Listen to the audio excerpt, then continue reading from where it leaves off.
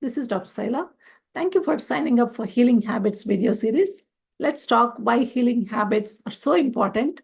Healing habits are crucial because they create foundation for lasting health and wellness, and constantly practicing these behaviors like mindful eating, regular exercise, or stress management can lead to profound improvements in physical and mental health. Habit formation is key to making these changes sustainable. When habits are formed, they become automatic. So reducing the need for conscious effort and willpower. So by embedding these habits, these healing habits into daily routines, individuals can maintain a healthier lifestyle more easily and leading to long-term benefits such as improved gut health, better energy levels, and overall well-being.